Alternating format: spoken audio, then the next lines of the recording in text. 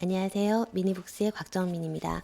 오늘은 완벽한 공부법에 대해서 여러분들과 이야기를 나눠보고자 하는데요. 고영성 작가님하고 신현준 박사님은 여러분들 너무나 잘 알고 계실 거예요. 제가 이 책을 또 소개한다는 것 자체만으로도 되게 영광 같은 일인데요. 오늘은 여러분들한테 제가 여러 가지 실무단에서 상담들을 되게 많이 받잖아요. 아이를 영어 유치원에 보내야 될까요? 아니면은 아이가 말하기 정도만 됐으면 좋겠어요. 그리고 아이가 힘든 영어는 좀 안 했으면 좋겠어요. 그런 분들도 많으시고, 또 어떤 분들은 저는 영어 읽기는 되게 잘 되는데 말하기가 잘 안 돼요. 실생활 생활 커뮤니케이션이 잘 되지 않아서 우리 아이는 이러지 않았으면 좋겠어요라고 얘기하시는 분들이 너무 많으세요. 그런데 네. 학부모님들한테 먼저 말씀드리고 싶거나 여러분들이 아셔야 되는 부분은 뭐냐면, 아이들이 초등학교 과정을 거치면서 어떤 기술을 습득하길 바라는지, 최종 목표점이 무엇인지에 대해서 아셔야 되세요. 아이를 지금 미국 아이들과 대화를 할 수 있는 일상적인 생활 수준이라는 것이 영어적인 고급적인 영어 책을 읽는다든지, 아니면 중학교 고등학교에서 나오는 어려운 연방 체제라든지 정부라든지 자유주의 국가라든지 이런 것들을 읽기 바라는 게 아니라 그냥 일반적인 대화를 하기를 원하는 건지, 그런 문맥만 가지고 있으면 된다라는 의미인 건지, 아니면 이 아이가 중학교 고등학교의 시험까지 대비가 돼서 수능까지 볼 수 있기를 원하는 건지에 대해서 부모님들도 명확하게 모르세요. 왜냐하면 그 단어와 수준과 스트럭처가 다르다라는 걸 인지를 못하시고 계시는 분들이 너무 많으시거든요. 그래서 그 부분에 대해서도 조금 얘기를 나눠볼까 하고, 또 하나의 부분은 성인분들이 나는 읽기가 잘 되는데요, 사실은 커뮤니케이션을 듣기가 잘 안 돼요. 그래서 그게 고민이에요 하시는 분들이 있어요. 근데 거기에 대한 답도 여기 나와 있어서 거기에 대한 것들도 좀 얘기를 나눠보고자 해요. 자, 먼저 성인 여러분들이 저는 왜 귀가 트이지 않는 걸까요? 라고 얘기를 하시는데, 그 답이 414페이지에 나와 있습니다. 여러분들, 내가 듣기가 되려면은 그 수준의 듣기 수준의 영어 단어가 페이퍼로 리딩으로 나와 있다면 더 잘 읽혀져야 된다는 얘기잖아요. 그래야지 이거 정도가 잘 읽혀져야 그게 듣기도 된다라는 얘기인 거잖아요. 읽기가 안 되는데 듣기가 된다는 거는 우리식 영어에서는 말이 안 되는 거죠. 왜냐하면 읽기는 잘 되지만 듣기가 안 돼요라고 얘기를 했기 때문에. 그렇다면 우리가 일상적인 상황에서 서로 편안하게 말을 할 때 1분당 150개에서 160단어 수준을 쓴다고 해요. 책으로 따졌을 때 한 줄에 한 10단어 정도 나온다 그렇다면 15줄에서 16줄을 1분 동안 일상생활로 말을 하고 있다고요. 그렇게 따졌을 때 여러분들 이 책으로 봤을 때 한 반 페이지 정도? 이 정도가 돼야지만이 여러분들이 이거를 완벽하게 이해를 할 수 있어야 이게 읽기가 될 거고, 읽기가 돼야 듣기가 된다라는 얘기예요. 그런데 심지어는 토론의 경우에는 분당 350단어에서 500단어 수준까지 속도가 올라가기도 한대요. 그리고 한편 평범한 영어 원어민의 읽기 속도는 말하기보다 조금 빠르기 때문에 1분당 228단어 전후를 읽는 게 평균적인 속도라고 합니다. 영어를 바로 이해하려면 머릿속에서 단어를 한국어의 뜻으로 치환하거나 문법을 헤아리는 과정을 모두 포함하더라도 상대방의 말하기 속도와 비슷한 수준의 뜻을 이해를 해야 된다는 거죠. 상대방이 얘기하는 말하는 수준의 비슷한 속도야 그 수준의 뜻을 모두 이해를 해야 된다라는데, 그러려면 자신의 읽기 속도가 어느 정도인지를 가늠해 보게 된다면 듣기 수준이 어느 정도가 되는지를 가늠할 수 있다라는 결론이 나오잖아요. 간단하게 말해서 1분 동안에 150단어의 속도로 글을 읽어야 기본적인 대화에도 무리가 없다라는 결론이에요. 그런데 여러분들은 사실상 이 반 페이지를 1분에, 아니면 한 페이지 정도를 1분당 모두 완벽하게 읽고 이해를 하실 수 있을까요? 네, 이거 메타인지 부분에서도 많이 나오지만 이거를 1분당 이렇게 빠르게 읽어서 이해를 할 수 있는 사람들은 그렇게 많지 않은 걸로 알고 있어요. 그렇기 때문에 내가 정말 궁금하다. 나는 그러면 읽기 속도는 어느 정도 되지? 스피드 읽기는 어느 정도 될까? 그만큼 빨리 읽을 스피드 리딩이 되어야지만이 그 사람들과의 커뮤니케이션이 가능하다라는 얘기가 나오거든요. 이 속도를 늘릴 때만이 읽기부터 탄탄하게 되어야지만이 잘 듣기가 된다라는 결론이 나요. 그렇기 때문에 여러분들이 읽기 속도를 한번 체크를 한번 해보세요. 읽기 속도를 체크한 사이트가 있어요. 다행히 이런 속도가 어떤 느낌인지 경험할 수 있는 인터넷 사이트가 있다. 그 사이트가 Breaking News English라는 사이트인데요. 이미 최신 영어 뉴스를 활용한 각종 학습 자료들을 다양하게 제공한다. 우리에게 필요한 기능은 스피드 리딩이다. 해당 메뉴로 들어가게 되면 각각의 분당 몇 분을 읽는지에 대해서 나와 있습니다. 제가 그 사이트를 한번 보여드릴게요. 네, 이 사이트인데요. 뭐냐면은 네, 이 사이트인데 여기에 들어가게 되면 단계별로 이제 사이트가 나와요. 그러면 제가 4단계를 들어가서 이제 나온 건데요. 4단계 이렇게 뉴스 기사들이 쭉 뜨거든요. 그러면 해당 뉴스에 들어가게 되면 해당 뉴스에서 리스닝 하는 방법도 있고 리스닝도 들어가게 되면 속도별로 다 들으실 수 있어요. 미디움 같은 경우는 Astronomers release first ever photo of 네, 이런 식으로 나오고 가장 빠른 속도 Astronomers release first ever photo of 기사들을 이렇게 읽어줘요. 그래서 이걸 다 이해를 할 수 있는가? 그 다음에 리딩을 보라 그랬잖아요. 스피드 리딩 같은 경우는 여기 보시게 되면 200WPM이라고 나오거든요. 이 정도예요. 이 정도로 올라가는 걸 여러분들이 편안하게 읽을 수 있는가? 그럼 다시 Next Activity로 들어가게 되면 300WPM 정도 나오거든요. 이 속도를 읽으실 수 있는지 한번 보시면 되는 거예요. 나 이거 무난하게 읽을 수 있으면 이게 여러분들이 읽기 수준이 어느 정도가 되는지에 대한 메타 인지를 가늠할 수 있는 부분이라고 보여지거든요. 여러분들이 이 사이트를 활용해 보시면은 분명히 어느 정도 되는구나를 파악하실 수 있을 것 같아요. 네. 그리고 이제 여러분들이 그러면 읽기 수준은 이렇게 확인을 해서 내가 어느 정도 일상 대화를 알아들을 수 있구나를 체크를 하시면 되시는 거고요. 그 다음으로 엄마들이 많이 하시는 오류, 영어 유치원 다니면 어떤가요?에 대한 얘기들이 많이 나오잖아요. 제가 사실은 영어 유치원 대비해가지고 계산을 하나 해둔 게 있어요. 우선은 모국어는 비자발적 활동이라는 건 알고 계실 거예요. 내가 의식하거나 노력해서 이루어지는 게 아니라 비자발적으로 자연스럽게 알게 되는 거고, 그게 청소년기로 넘어가거나 성인기로 넘어가게 되면 자발적 노력이 들어가야 되는데요. 그걸 비교를 한번 해드릴게요. 우선은 갓 태어난 아이가 말문을 트이기 위한 거, 이건 비자발적인 행동이에요. 그 아이가 얼마나 많은 시간을 노출이 되고 있냐면 말문이 트이기 엄마 맘마 주세요, 엄마 까꿍 뭐 이렇게 알아듣고 엄마 아뜨 이렇게 알아듣는 시기가 2년 정도 걸린다라고 보잖아요. 그러면 아이가 15시간 동안 365일 그리고 2년을 곱하게 되면요 1950시간이 나와요. 1950시간. 그런데 영유를 다니는 경우를 따져볼게요. 영유가 하루에 6타임인데 한 타임에 40분이에요. 그러면은 40분씩 6타임이면 하루에 4시간씩이거든요.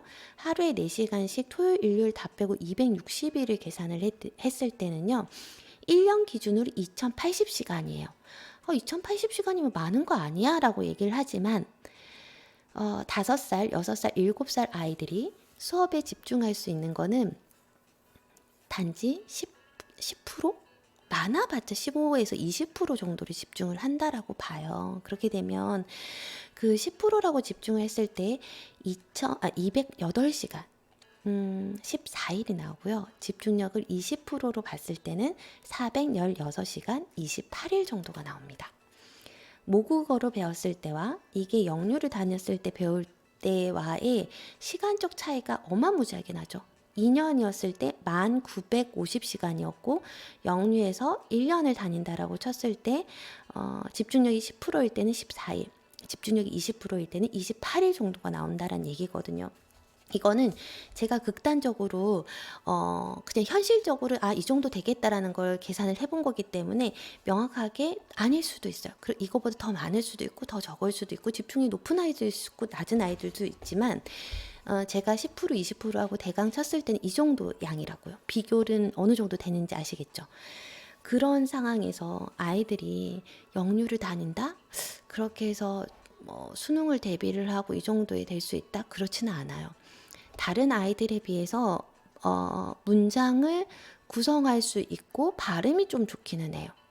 그 이유를 여기서 책에서 설명을 해주고 있습니다. 왜 충분하지 않은지에 대해서. 네, 그게 416페이지에 나와 있어요. 영어 단어를 나누는 새로운 틀을 제공하셨어요. 영어 단어를 새로운 틀로 제공을 했어요. 이제부터 영어 단어 종류를 나누는 틀을 하나 더 제시할까 한다. 우리의 독창적인 분류는 아니다. 한겨레 교육문화센터에서 레토리컬 라이팅을 강의하시는 나성일 강사의 내용이다라고 얘기하고 있어요. 영어 단어는 대략 4가지 층으로 나뉘어진다. 우리 모든 언어가 4가지 층으로 나눠지는 것 같아요. 자, 먼저 크게 첫 번째는 기본 어휘, 기본. 우리가 중학교 정도만 되어도 이해할 수 있는 go, 뭐 come, how 이렇게 들어가는 거. 이런 게 기본 어휘. 두 번째가 기술 어휘. 기술 어휘라는 건 뭐냐면 아동기에서 청소년기를 거치면서 습득하는 눈앞에 펼쳐진 세계를 묘사하기 위한 어휘요. 자, 여기까지 이해가 안 되실 수 있어요. 그냥 기본적으로 우리가 일상생활에서 가려워. 나는 나 여기 미팅 나가기 싫은데 나가야 돼? 나 어제 고백에는 차였어. 이런 언어들. 전문적인 어휘가 아니라 나 내일 뭐 중국 여행 가야 되는데 너무 떨린다. 뭐 입고 가지? 이런 대화들 있잖아요. 뭐 책에서나 나오는 그런 대화들이 아니라 일상 대화잖아요. 이거를 기술 어휘라고 얘기를 해요. 눈앞에 펼쳐진 세계를 묘사하는 어휘를 기술 어휘라고 했어요. 세 번째, 교양 어휘라고 얘기를 하고 있어요. 교양 어휘? 자, 지성을 갖춘 개인으로서 수준 있는 글을 읽거나 쓸 때 혹은 진지한 토론을 할 때 꼭 필요한 어휘라고 얘기합니다. 연방국가 아니면은 뭐 명확해야 됩니다. 우리가 일반적으로 시중의 대부분의 영어 단어 교재는 교양 어휘를 암기하라고 나와 있어요. 그래서 교양 어휘가 표제어가 되는 경우들이 굉장히 많고 뭐 이런 것들 우리 일상적인 대화할 때 엄격한 규칙을 준수했다는 사실에 대해 감사의 말씀을 전합니다. 명확성을 보장하는 언어 사용을 추구해야 합니다. 여기 모인 여러분들과 연합을 구성하게 되어 영광으로 생각합니다. 이런 표현들 쓰시나요? 잘 쓰지 않잖아요. 이런 것처럼 우리가 신 박사님에 따르면 대학교를 졸업하거나 일상생활을 하는 그 와중에서 배우는 모든 교과목들을 교양 과목이라고 칠 수 있다. 그래서 언어를 이해하고 상대방을 이해하기 위한 언어이다라고 얘기를 했는데 그 언어가 교양 언어의 어휘에 포함이 된다고요. 그런데 미국에 있는 일상 대화라는 거는 기본 어휘만을 쓰고 있는 거예요. 기술 어휘와 기본 어휘요. 기본 어휘는 일반적으로 의사소통에 필요한 것들, 기술 어휘는 눈앞에 펼쳐진 세계를 묘사하기 위해서 쓰는 어휘들. 너 어제 고백했는데 차였다? 어제 폭탄주 마셨다가 완전 뻗었어. 일본 여행 갈 생각에 벌써 발이 근질근질해. 이런 것처럼 고대 게르만어에서 뿌리를 두고 지금까지 이어져 내려오는 경우가 대다수인데 이런 경우들을 기술 어휘라고 한다고요. 그럼 여러분 눈치채셨어요? 마지막 남은 어휘 하나는 전문 어휘예요. 전문 어휘는 뭐 여러분들 얘기 안 해도 다 아실 거예요. 전문 분야에서 쓰는 어휘이기 때문에 뭐 천문학을 나타낸다든지 아니면 우리가 일반적으로 잘 쓰지 않는 전문의들이 쓰는 용어이기 때문에 우리가 몰라도 그만 알아도 그만인 뭐 영어 전공자들이라면 알아두세요. 이 정도의 어휘예요. 그러면 전문 어휘는 제끼더라도 그럼 기술 어휘하고 교양 어휘의 차이는 뭔데요? 기술 어휘는요. 이게 일상 대화예요. 미국 애들이 하는 일상 대화라고요. 영어 유치원에서 배울 수 있는 어휘가 교양 어휘는 거의 많지 않고 있게 하겠지만 그 교양 어휘보다 기술 어휘라는 걸 배운다. 일반적인 일상 대화를 위한 내가 지금 겪고 있는 상황을 대변하기 위한 어휘들만을 접한다라는 거예요. 그리고 중학교, 고등학교를 가게 되면은 명백한 교양에 대한 것들을 이해를 해야 되고 그 문장들을 이해해야 되기 때문에 교양 어휘로 넘어가게 된다고요. 교양 어휘로 넘어가게 되니까 우리가 단어집이라든지 보케블러라든지 뭐 이런 여러 가지 단어집들이 나오잖아요. 거기서 나오는 언어들이 교양 어휘가 된다고요. 지금 이해되셨죠? 이것만으로도 여러분들 되게 많이 그러면 영어 유치원에서 배우는 것들은 우리가 이 정도밖에 안 되는구나. 기술 어휘 정도구나. 그러면 중학교, 고등학교 올라가면은 우리가 일반적으로 가지고 있는 문장 구조에다가 계속 덧붙여서 나가야서 확장이 돼야지만 언어가 더 풍부해지겠구나. 이거인 거예요. 우리가 엄마 나 배고파요. 엄마 내가 어쩌고저쩌고 해서 배가 너무너무 고픈데 지금 여기가 배가 위장이 아플 정도예요. 라고 어휘를 쓴다면 엄마 위장이 뭐예요? 라고 얘기하는 아이들도 있단 말이에요. 우리나라 한국어도 이렇게 만들어가듯이 영어도 만들어가는 과정들을 거치게 되거든요. 오늘 제가 영어 편에서 이게 왜 영어 유치원 다니는 애들이 여기서 끝나지 않는다라는 얘기는 뭐냐면 이게 기본적인 기술 어휘들을 가지고 있지만 이 교양 어휘라든지 전문 어휘라는 거는 학습을 통해서 배워야 돼요. 그리고 암기도요. 암기에 근육이 있어요. 암기를 해본 애들이 암기를 하고 외워본 애들이 암기를 잘해요. 제가 겪어보니까. 저도 그렇고요. 그렇기 때문에 여러분들이 외워야 되는 거는 의무적으로라도 꼭 외우셔야 되세요. 네, 너무 슬픈 얘기지만 우리에게는 배워야 되는 것들이 너무 많고 제약된 시간을 가지고 있고 그것들을 다 하기에는 너무나 시간들이 많이 들고 유추해서 알아내기에는 그것들에만 영어에만 투자할 수 없고 여러 가지들을 다른 것들을 많이 해야 되기 때문에 거기에 다 할 수 없다라는 거예요. 그래서 기본적으로 그러면 결론은 뭐예요? 그럼 도대체 어떻게 해야 돼요? 라고 얘기를 하는데 초등학교 때 시간이 좀 있을 때 기본 스트럭처를 조금 편안하게 가져갈 수 있도록 배우고 기본 구조에다가 아이들 뼈대는 가지고 있을 거 아니에요. 자기가 이게 문법이 뭔지는 몰라요. 왜 투부정사가 나와야 되는지 몰라요. 왜 가정법이 나와야 되는지 몰라요. 그런데 그게 입에 익숙해져 있으면 나중에 아이들한테 역으로 설명을 해줄 수 있어요. 너가 이때 매번 대시나 what을 사용하잖아. 근데 이 that과 what이 관계 대명사야. 앞에 선행사가 있느냐 없느냐에 따라서 이거를 문법을 이렇게 구조화시킨 거야 라고 했을 때 애들이 더 쉽게 알아들을 수 있다고. 왜냐하면 얘네들은 문법이란 용어를 가져다가 써봤자 이해를 할 수가 없어요, 사실은. 우리 전두엽이라는 그 자체가 한국어 문법도 중학교 때쯤 배우거든요.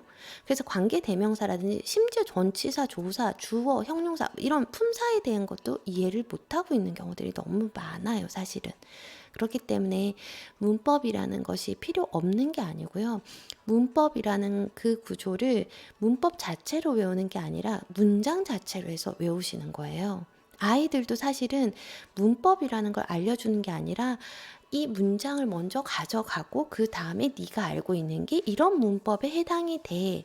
우리는 이걸 이해하기 위해서 이런 규칙이 있다라는 걸 알아야 돼 라고 역으로 설명을 해주거든요. 그 방법을 쓰셔야 된다라는 거. 그리고 아이들 중학교 가기 전까지는 시간적 여유가 있기 때문에 강압적으로 어떤 거를 외웠을 때는 몸이 기억하지를 못하기 때문에 가능하면 재밌고 조금 쉽게 해서 아이들 공부가 아닌 느낌으로 해서 접할 수 있게끔 해주는 방법. 그리고 우리가 한국어를 접했듯이 모국어를 접하듯이 귀가 먼저 듣고 그 다음에 아이들이 말하고 그 다음에 읽고 쓰기가 돼야 된다고요. 왜냐하면 우리가 처음엔 엄마 아빠라는 말을 듣고 그 다음에 아이가 엄마 아빠라는 말을 하고요. 초등학교 들어가기 전에 너 학교 들어가기 전까지 한글은 다 떼고 가야 돼 그렇게 해서 읽기 배우잖아요. 그것처럼 그 다음에는 애들이 스펠링 좀 틀리면 어때요? 글씨 한글도 틀리는데요. 스펠링 좀 틀리더라도 내버려 두시고 그 아이들 그 다음에 읽기를 하고요. 그 초등학교도 한 1, 2, 3학년 때까지 받아쓰기 하면서 틀리거든요. 그 틀리기가 완성이 되고 나면 그 다음부터는 이제 쓰기를 하는 거예요.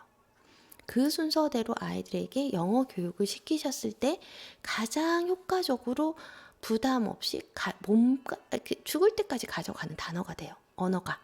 그 다음에 어려운 단어는요. 계속적으로 쌓아 나가셔야 되는 거. 그때는 초저학년 때 아이들은 이렇게 놀이로 학습이 가능하지만 고학년에 넘어갔을 때는 동기부여하는 방법들도 여러 가지 다르거든요. 그거는 제가 다음 시간에 한번 안내 드리도록 하고요. 여러분들 완벽한 공부법에서 부모라거나 아니면은 아이들을 코칭하거나 가르치거나 아이들이 아니어도 괜찮은 것 같아요. 성인이라도 괜찮고요. 나 영어 공부 좀 한번 해봐야 되겠어. 그런 분들이 있으시다면 이거 다시 한번 꼭 한번 보셨으면 좋겠어요. 진짜 진짜 진짜 저는 그냥 참고서처럼 두고 저희 애들도 보라고 하고 제가 배운 내용들은 내가 깨달은 내용들은 아이들한테도 한번 적용시켜보고 그 방법들을 여러 가지를 써볼 예정이거든요. 여러분들에게도 짧지만 도움이 되셨으면 좋겠어요. 그 언어라는 거, 단어라는 접근이 네 가지로 나눠집니다. 하나는 기본 어휘, 두 번째는 기술 어휘, 하나는 그 다음에 교양 어휘, 나머지는 전문 어휘로 나눠진다. 일상적인 대화는 기술 어휘 수준의 일상적인 대화이고 전문적인 교양 지식을 이해하기 위해서는 교양 어휘로 넘어가야 된다. 그 교양 어휘로 넘어가는 거는 영유에서 해결되기보다는 우리가 의식적으로 외워야 되는 그런 표제어들이 많이 있다. 우리가 전공까지 할 거면 전문 어휘까지 넘어가야 된다라는 걸 알 수 있었고요. 그다음에 어른들이 나는 읽기가 되는데 듣기가 안 돼요라고 했을 때 이 한 1분당 A4용지 반 정도에 되는 것들을 쉽게 쭉쭉쭉쭉 읽으실 수 있는지 그걸 읽으실 수 있다면은 네. 어느 정도인지 수준을 가늠해 보실 수 있다. 그렇기 때문에 자기가 어느 수준에 있는지에 대해서 명확하게 다시 한번 생각을 해보시는 기회를 가져보시기 바랍니다. 네, 오늘 여기까지 얘기를 드리고요. 제가 영어 코칭에 대해서 이제 물어보시는 분들이 조금 간혹 좀 있으세요. 그래서 그 부분도 시간이 되면 전달을 해드릴 거고 완벽한 공부법에서는 여러분들 워낙 네, 많이 강의를 해주셔가지고 근데 다 따로 뭐 알려드릴 방법은 크게 많지는 않는데요. 그거는 좀 기억력 편은 여러분들과 얘기를 꼭 한번 다시 한번 나눠봤으면 좋겠어요. 왜냐면 아이들이요 뒤돌아서면 너무 빨리 까먹어요. 근데 뒤돌아서면 너무 빨리 까먹는데 신기하게 안 까먹는 방법이 있어요. 그거를 제가 이거를 보면 너무너무 신기했거든요. 그냥 안 까먹는 방법은 몸으로 기억하는 수밖에 없어요. 그 몸으로. 그래서 하루에 한 문장이라도 제대로 알고 가자. 그랬을 때 아이들이 이거는 죽을 때까지 뼛속까지 묻고 가는 네, 되거든요. 그 기억을 장기화하는 방법에 대해서 여러분들과 얘기를 나눠보도록 하겠습니다. 네, 오늘 날씨가 너무 좋아서 네, 덥네요. 오늘 좋은 하루 보내시고요. 다음에 더 좋은 콘텐츠로 여러분들과 찾아뵙도록 하겠습니다. 행복한 하루 보내세요. 감사합니다. 안녕히 계세요.